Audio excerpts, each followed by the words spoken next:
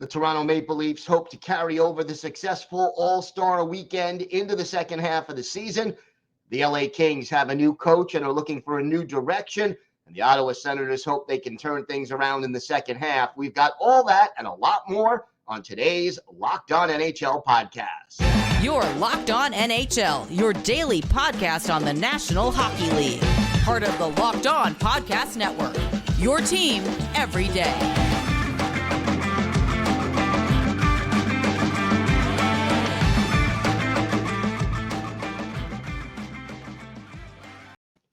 Gil Martin here. Welcome, everybody, to the Monday edition of the Locked On NHL podcast, part of the Locked On Podcast Network, your team every day. I want to thank everyone who makes Locked On NHL your first listen every day. Don't forget to subscribe on YouTube or wherever you get your podcasts so you can get new episodes as soon as they drop. Today's episode is brought to you by Sleeper. Download the Sleeper app and use promo code LOCKEDONNHL to get up to a $100 match on your first deposit. Terms and conditions apply. See Sleeper's terms of use for details. It is my pleasure to welcome back to the show the co-host of Locked On Leafs, Dave Morassutti, and busy weekend for Toronto and the Maple Leafs organization. Let's start with the All-Star game. Team Matthews getting the win, a very Leafs-centric weekend. What are your thoughts and what did it mean to the Leafs organization? Yeah, I mean, the All-Star game, the last time the All-Star game was in Toronto was over 24 years ago. So it meant a lot, obviously, what hockey means to the city and everything like that. And, you get all the stars there. You don't really feel it until they start setting everything up. They had like the fanfares, you had the draft, the return of the draft too. That was, a big one too. It was a great experience. I know that everyone has critiques on the All-Star game, but I think everyone in attendance was raving about it, especially with how the game turned out. And I know that, the Leafs were happy with, especially the Justin Bieber connection, having the celebrities there. I thought the NHL put more effort into it than we've seen in years past.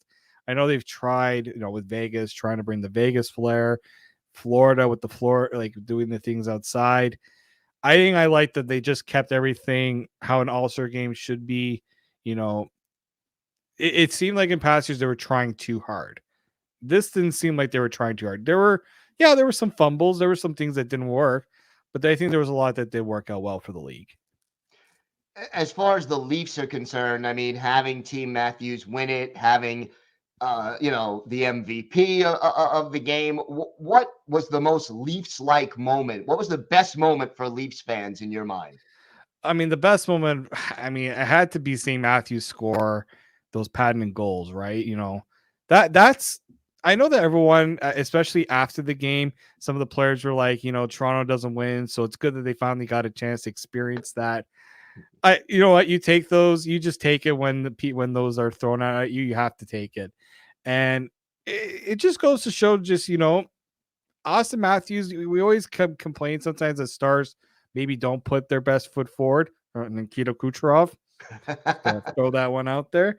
But it meant something to them to be able to. At the end of the day, it was the Toronto guys who played a prominent role in winning it. There was a lot of other players, namely on the Islanders, Mr. Matthew Barzal, who had a very good showing at the this weekend. And, that's what it is. It's about the stars. It's about giving the home crowd something to cheer about. There's a reason why these guys are among the top players, right? So when you see Matthews score those goals, the goaltending in this 3-on-3 was incredible. Like the Bobrovsky save on Marner throwing the glove. It's nice, there's competitiveness, but you're able to have a little bit of fun. I think that's the biggest thing you take out of it, is that there was some serious competition, but there were moments of levity to go along with it. You mentioned fun, 3-game winning streak before the All-Star break. What's been different? Why has this team been better recently? You know what? I'm going to give credit to the guy between the pipes right now, Ilya Samsonov. A month ago, nobody wanted him in the net. He didn't even want to it didn't look like he wanted to be in the net. They did the right thing of giving him time away, work out some things. And I think the team realized they needed to play more confident in front of him. I think there was a lack when you're unsure of how your goaltender is playing. You're going to be trying too hard. You're going to be doing things that outside of what you should be doing to, I think, compensate for that. But with Samsonov looking like he has since returning, that's what you need goaltending. You look at teams that are struggling this year, even teams that are good on paper like Carolina. If you don't have the goaltending, it doesn't matter what you have in front. That last line of defense has to be there. So I think that's the big one right there. They're not, they're not high scoring games either. These have all been, they've allowed 2 or less during this point. I think that's the big one there. Yeah, they were blowing a lot of leads, but they were sitting on leads, which is not what you want to do. If you have a lead, you can't defend a lead for 30 minutes. I know some teams maybe are built that way. The Leafs are not built that way. The Leafs are built on skill, putting up the offense production, maintaining puck possession, and your goaltending has to be there. When you don't have the defense, obviously, that everyone says the Leafs defense in terms of all the other contenders is lacking, and there's no argument there. There's a lot of question marks there. Your goaltending has to be there, and that's that. Between that and the timely scoring, I think has been a big improvement lately. So the race in the Atlantic Division right now, very tight. Leafs right in the middle of a big chase with Tampa Bay, with Detroit. Trade deadline is about a month away. What do you expect the Leafs to do, if anything, come trade deadline? I am the big one here, and it's been said since Brad Treliving took the job that defense needs work. The problem is I don't know how much Brad Treliving is A, going to be willing to spend, and B, he's not one to make huge. He says that he tries to not make too many changes in season. He is more so in the off season, and he came a little late to the fold here. Had to get some contracts done with Matthews, with Nylander. My thinking here is you need to improve that blue line, but to go out and spend assets on rentals, I don't think that's what this Leafs team should be doing. This is not a one last crack at the can for this team. They want to be able to sustain as contenders. So if you are trading assets like a first rounder or one of your top prospects, it better be for something that's going to be here for a while, right? This is not like what Vancouver did with the Lindholm trade or what even Winnipeg did with the Monahan trade. You need something that's going to sustain you for a little bit because this Leafs team has a lot of holes. And so if you go out and you spend a bunch of assets and it doesn't work out, now you go into the summer looking to make improvements to the team and you don't have the assets to do it. So are there some players you think that they'll target or even a type of player that they'll target? Well, Elliot Friedman says that any defenseman that's available, the Leafs are in on. Like if there's a defense, if your team has a defenseman, the Toronto Maple Leafs are calling about them. The one that everyone's talking about right now, and there's a little bit of the Brad Treliving connection from Calgary with Chris Tanev. That's the ideal defenseman that they need because they don't have that trustworthy. And Sheldon Keefe made this very clear. He doesn't have as many players that he can trust in those crucial moments of a game. Chris Tanev fits the billing as a guy who's trustworthy, can play solid in his own zone. A lot of guys have not played to their potential. TJ Brody's taken a step back. There's, Sheldon Keefe has called out Timothy Liljegren, one of the rising blue liners on this team that's sort of still finding his way, but I think maybe a little unfair pressure being put on him. But they need a defenseman. Chris Tanev is the one guy that I think a lot of Leafs fans are hoping for. Unfortunately, I don't know if they're going to be able to pay the price that all the other teams are looking to get. So is there an alternative if they can't pay the price?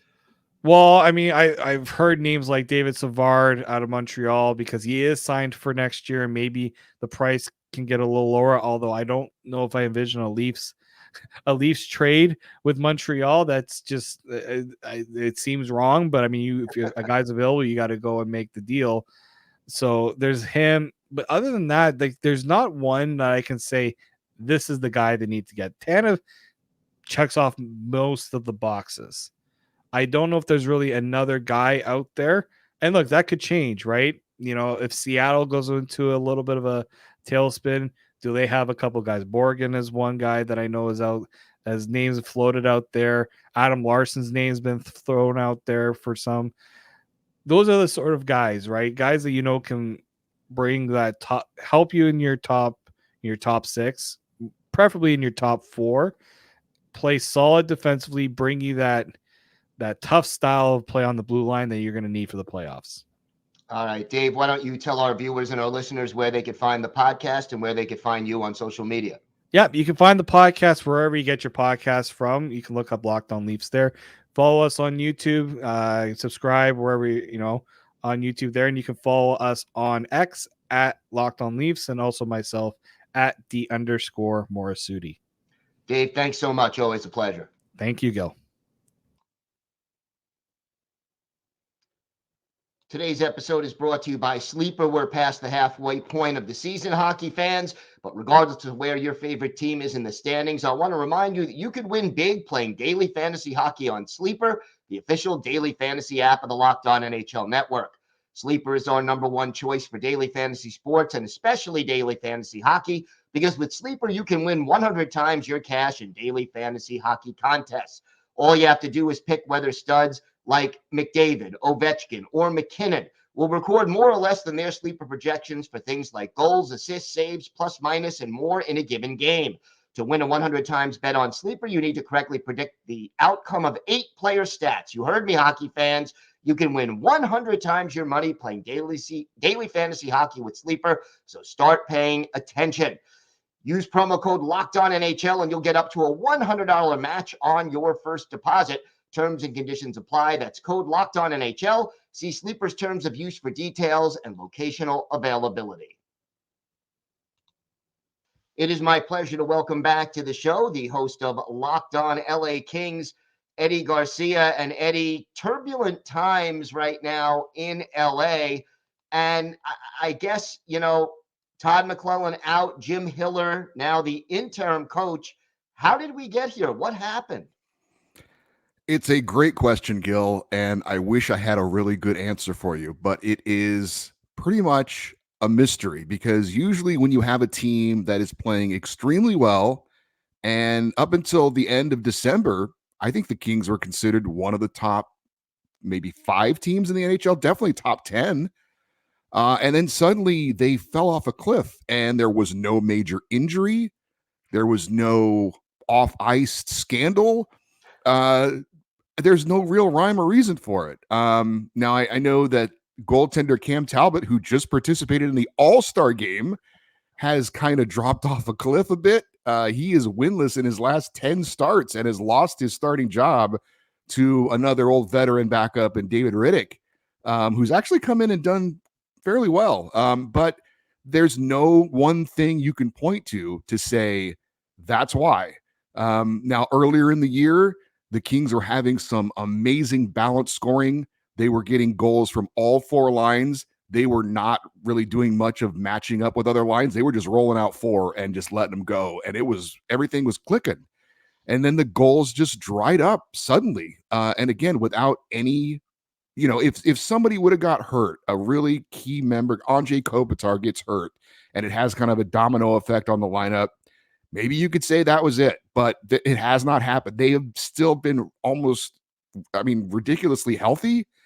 It is a real mystery, and I think that's probably why they didn't make a coaching change earlier than they did. They said, well, this team was really good for the first month and a half. Let's try and have the players dig their way out of it. And it just wasn't happening. And then eventually they decided we've got to do something, and that was letting go Todd McLellan. What is going to be different under Jim Hiller? How is his approach different from McLellan's? That's a great question, because I have been calling for a coaching change for a while now, and I like Todd McLellan both personally and as a coach. I think he's a good coach, but I feel like this team needs the shock to the system, a different voice. And I don't know that Jim Hiller is a different voice. He's been in that room. Now, the pluses are he knows the players. You would think he understands, he has a grasp of what the issues have been. But again, if he had the answers, he probably would have shared them by now, right? He wasn't holding on to them just in case I get the job and then I can turn things around. So I don't know that it's necessarily going to be drastically different. We'll see. I think the Kings are hoping that a little bit of different voice could help. Their bye week is right out of the All-Star break, so they get an extended time off to hit the reset button. And I think the one thing that a lot of Kings fans are hoping for, and I don't think it's necessarily unrealistic, is that they are going to get back Victor Arvidsson. He's been out the entire year. It's almost like a trade deadline pickup. He's a really talented player. He's I don't know where he's going to slot in, maybe on the third line at this point. Maybe he can help get Pierre-Luc Dubois going, which may be a question you're going to ask me. But I think him coming back when he's been out all year, and he's definitely can help on their power play, is another little thing that everyone's kind of holding on to, that can be the thing that gets him going. Again, because the confidence, I think, is still there because we've seen it. It's not like they've been struggling all year and we're hoping they can flip a switch. They were really, really good for a month and a half, and that team is still there, I would think. So it's also a confidence issue. I will say the 17 games they played where they went 3-8-6, 10 of those games were 1-goal games. 6 of them obviously were shootout or overtime. So it's not like they weren't competing. I think that was another thing why the Kings wanted to hold on to McClellan, because you never got the sense the team quit on him, right? They were still competing, but they weren't getting the timely goal, or they were having some weird thing happen to them where they allowed a bad goal. And it just kind of, that thing can snowball on a team and they lose confidence, and kind of that's where they are right now. Any other players that you think will benefit from this coaching change in particular? I don't know. I guess it depends on what Jim Hiller wants to do with the lineup, right? The Pierre-Luc Dubois thing he's been an enigma this year. The big offseason acquisition, one of the big trades in the offseason. And he's come in, and there are, I think, real explanations for why he hasn't been an impactful player. He's on the third line. I thought he would be on the second line. I thought he would be centering the second line. He's not.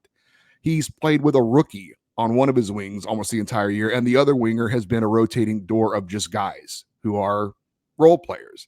So he really hasn't had an Adrian Kempe or a Trevor Moore, who you may or may not know is leading the Kings in goal scoring and having a terrific year. He hasn't had a Kevin Fiala. So what's really fair to Pierre-Luc Dubois? He's not getting the minutes he usually gets, and he's not playing with top-line players. So I think there is an explanation for his lack of production.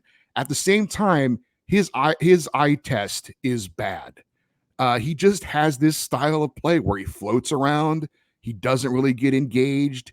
He just kind of, like a Quentin Byfield, for example, even when he was a young player who a lot of Kings fans wanted to see more from, you could never question his hustle. He was always flying all over the ice, and Pierre-Luc Dubois doesn't do that. So I think there are to be fair to him, I think there are some real reasons why he hasn't put up the numbers and had the impact that a lot of people thought he would have. But it's also on him too, right? It's a combination of not being put in a great spot, but also not really showing any kind of passion or desire.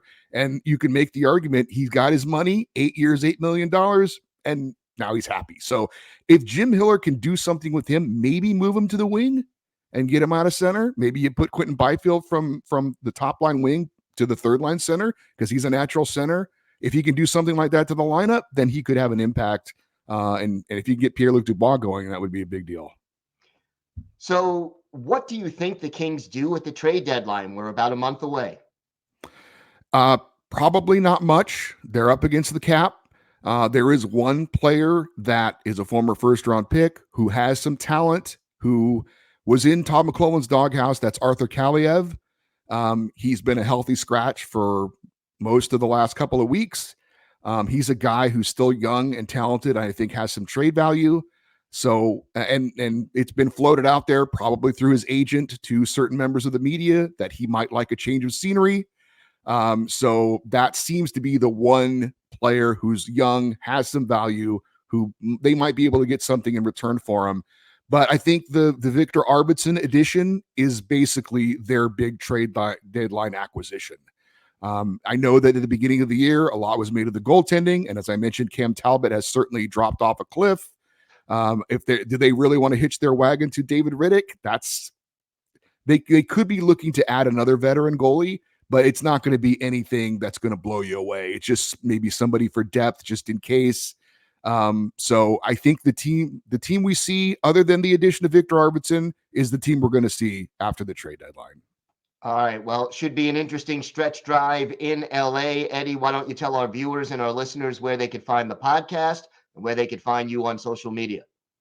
Just make sure you check out Locked On LA Kings, because if you put in Kings, you might get a basketball team that apparently plays here in California. So Locked On LA Kings, wherever you get your podcast, on the YouTube channel as well. And if you want to follow me, you can check out Locked on, actually, it's not, that's the email address, at Eddie on Fox, EDDIEONFOX. All right, Eddie, thanks so much. Always a pleasure. All right. Thanks, Gil. Today's episode is brought to you by FanDuel. Happy Super Bowl to all who celebrate from FanDuel, America's #1 sportsbook. If you're like me, Super Bowl Sunday is all about scoring the best seat on the couch, grabbing your favorite football snacks, and placing some super bets. FanDuel has so many ways for you to end the season with a W or 2 or even 3. Not only can you bet on who will win Super Bowl 58 between San Francisco and Kansas City, but FanDuel also has bets for which players will score a touchdown, how many points will be scored, and so much more. New customers join today and you'll get $200 in bonus bets if your first bet of $5 or more wins. Just visit FanDuel.com/LockedOn to sign up. That's FanDuel.com/LockedOn. Make every moment more with FanDuel, an official sportsbook partner of the NFL. It is my pleasure to welcome back to the show the co-host of Sens Central, Locked On Ottawa Senators, Brandon Pillar. And Brandon, couple of wins before the All-Star break. Senators trying to claw their way back into the playoff hunt. What's been the difference in recent games that have seen them start to accumulate some wins? Yeah, Gil, it's nice to see the Sens start to sprinkle a couple wins into the schedule. The losses were piling up, and being at the bottom of the standings for an extended amount of time was getting old for this team. So they're doing their best to climb out here, but unfortunately they got a long way to go. But recently, you mentioned it, they've had some success, 2 straight overtime wins.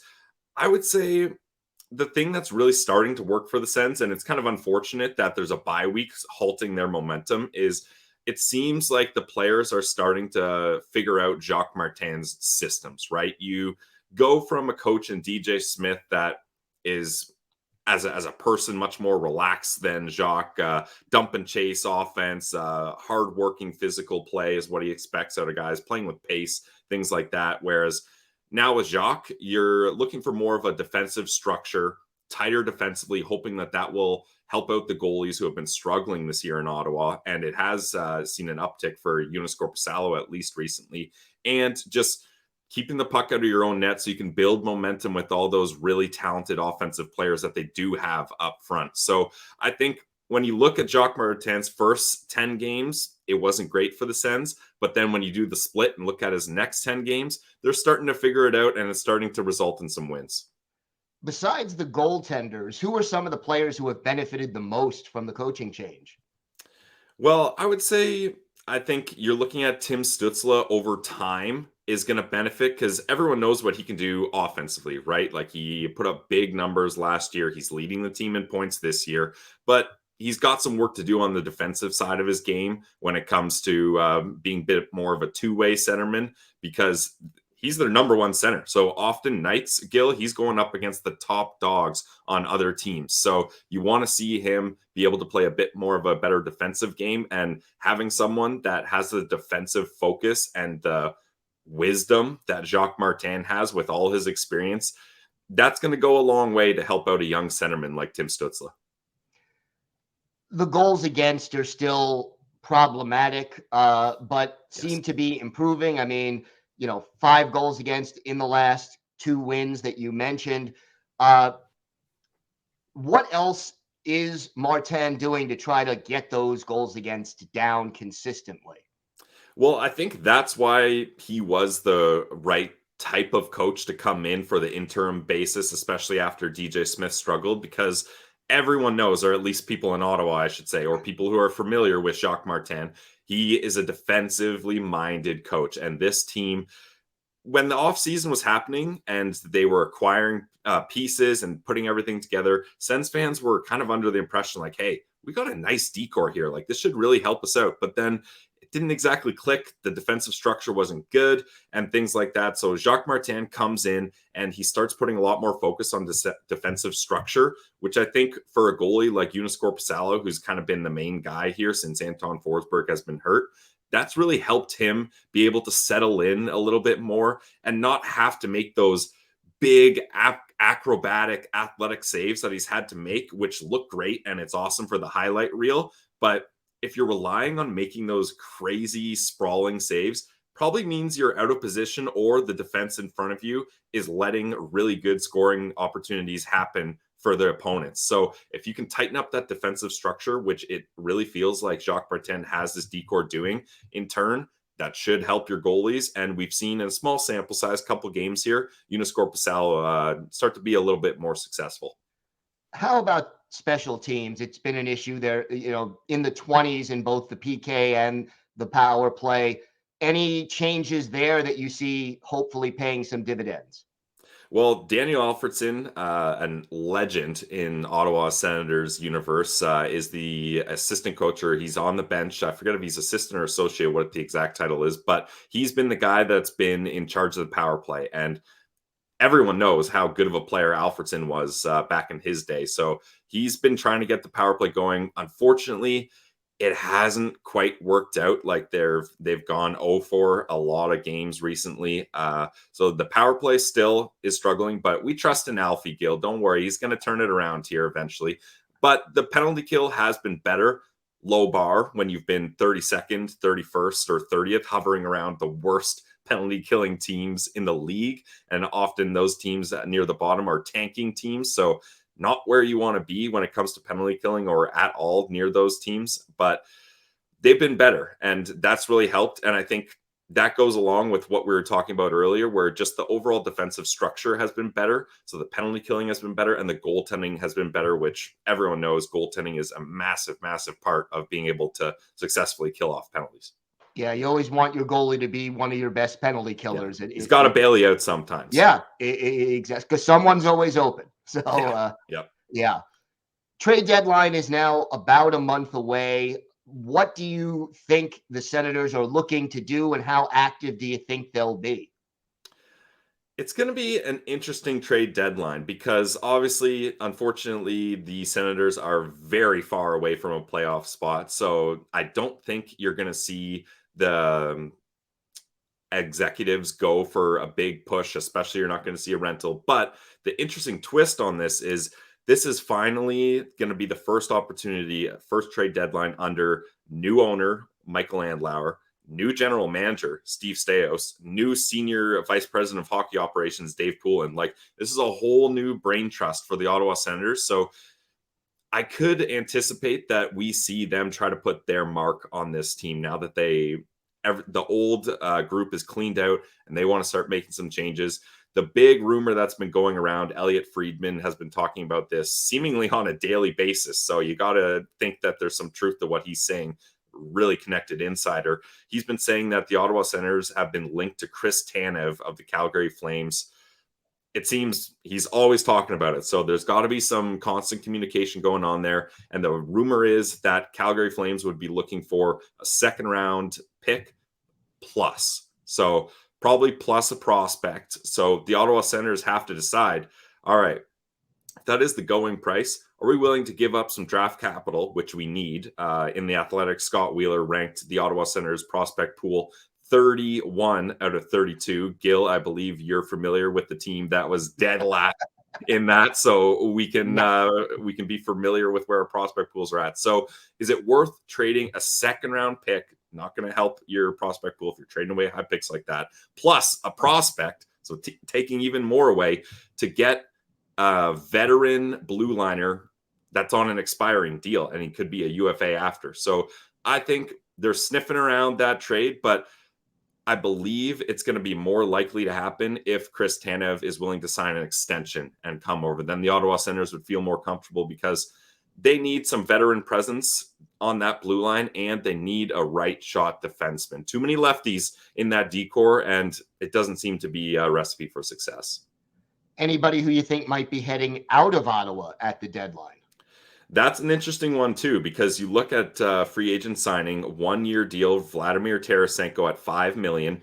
He's having a nice season. Now, is it the Vladimir Tarasenko of old that's scoring 30 goals easily? No, not quite. He's got 13 goals, 20 assists, 33 points in 45 games, but plus 11. The nice thing about Tarasenko with the Senators is he's shown he's not just a goal scorer. He's not just a sniper. He's got no B game. He's been playing with a physical edge. He's been a really good playmaker that's been able to move up and down the lineup for the Sens. And it just seems like he's a guy that's fitting in with this group. I don't know, obviously not in the locker room, but chemistry-wise, it seems like he's a good fit here. So hopefully, I would like the Ottawa Senators to sign him to a reasonable extension, maybe 3 years at around similar dollar amount that he's making now, $5 million, because if the Ottawa Senators are going to make a push, they need veteran guys like him to help them, those young guys, go through the rigors of an 82-game season and hopefully playoffs beyond, which Vladimir Tarasenko, Stanley Cup champion, also lots of playoff experience. So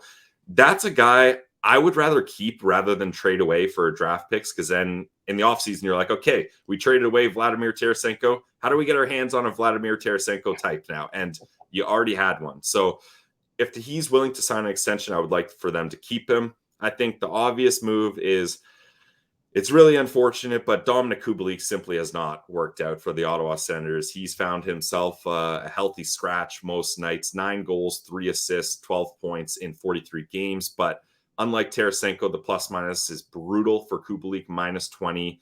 He's mostly been on the fourth line. And again, Tarasenko has shown a B game. Kubalik, if he's not scoring, he's got a great shot, but if he's not scoring, he's not really contributing to this team, unfortunately. So I think you're going to see the Ottawa Senators simply move him for a late pick just to move that cap space and free up that roster space for some of the fringe players that are looking to make an impact on the NHL roster eventually.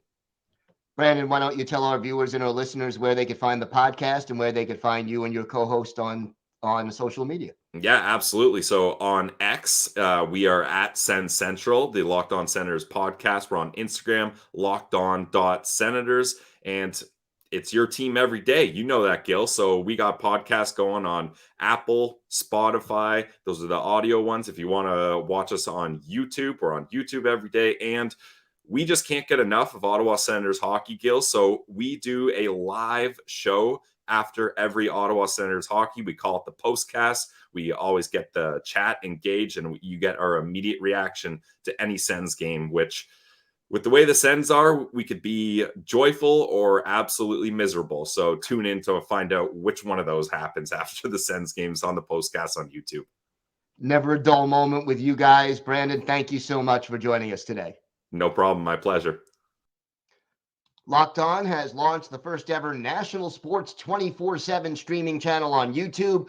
Locked On Sports Today is here for you 24/7, covering the top sports stories of the day with the local experts of Locked On, plus our national shows covering every league. Go to Locked On Sports Today on YouTube and subscribe to the first ever national sports 24/7 streaming channel. I want to thank my guests. I want to thank David Morassutti of Locked On Leafs, Eddie Garcia of Locked On LA Kings, and Brandon Pillar of Locked On Senators for joining me today. I'm Gil Martin. I host the Monday edition of the Locked On NHL podcast. I also co-host the Friday show with Rachel Donner. Don't forget, everydayers, we are here every Monday through Friday bringing you the biggest stories from around the National Hockey League. So make sure you join us for that. Stay safe, everybody. Have a great day, and thanks for listening to and watching the Locked On NHL podcast.